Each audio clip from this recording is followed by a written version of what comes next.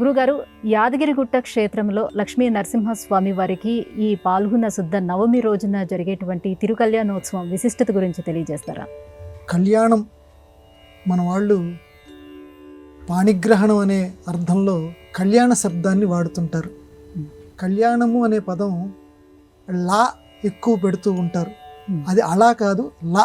ఈ సందర్భంగా మనం చెప్దాం, కళ్యాణము అనాలి. కళ్యాణము అని అంటే శుభము అని అర్థం. ఎందుకంటే సంస్కృతంలో ఎక్కడో వేద పరిభాషలోనే లా ఉంది, కానీ లా అనేది సంస్కృతంలో లేదు, లా మాత్రమే ఉంది. కళ్యాణ శబ్దం సంస్కృత శబ్దం.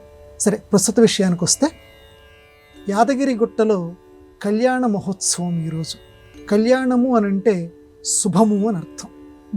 స్వామివారికి కళ్యాణం ఎందుకు జరిపించాలి?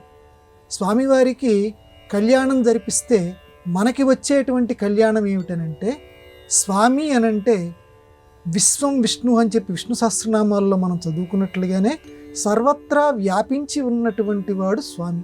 అందులోనూ యాదాద్రి. యాదాద్రి అంటే ఋష్యశృంగుడి యొక్క కుమారుడైనటువంటి యాదర్శి స్వామి.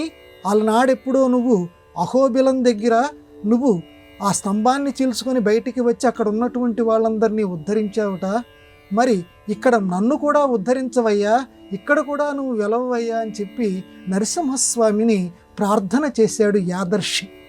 ఆ యాదర్శి యొక్క ప్రార్థన చేత నరసింహస్వామి ఇదిగో మన యాదగిరి గుట్ట మీద అవతారం చేశారు.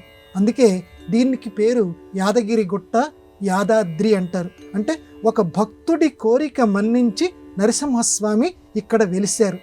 అటువంటి నరసింహస్వామి వారికి కళ్యాణం జరిపించేటువంటి మహత్తరమైనటువంటి రోజు. అందులో లక్ష్మీ అమ్మవారితోటి ఈరోజు కళ్యాణం జరిపిస్తూ ఉన్నారు. ఆ కళ్యాణ మహోత్సవంలో అందరూ పాల్గొని తప్పనిసరిగా అక్షతలను స్వీకరించమన్నారు.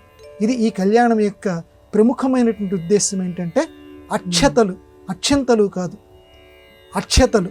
అక్షంతలు అంటే మన తెలుగులో వేరే రకమైనటువంటి ఒక దుర్వ్యాఖ్య ఉంది, తిట్లు అనే అర్థంలో. కాబట్టి ఎవరు కూడా ఎట్టి పరిస్థితుల్లోనూ అక్షంతలు అని వాడకూడదు. అక్షతలు. క్షతము అంటే నాశనము, అక్షతము అంటే నాశనము లేనటువంటివి. అక్కడ ఉన్నటువంటి ఆ ప్రాలు పదాలమ్మా చక్కగా మన వాళ్ళు అర్థమయ్యేటట్లుగా పెట్టారు. అందులో అర్థాలని తెలుసుకోమన్నారు. తలను ప్లస్ ప్రాలు, తలంబ్రాలు.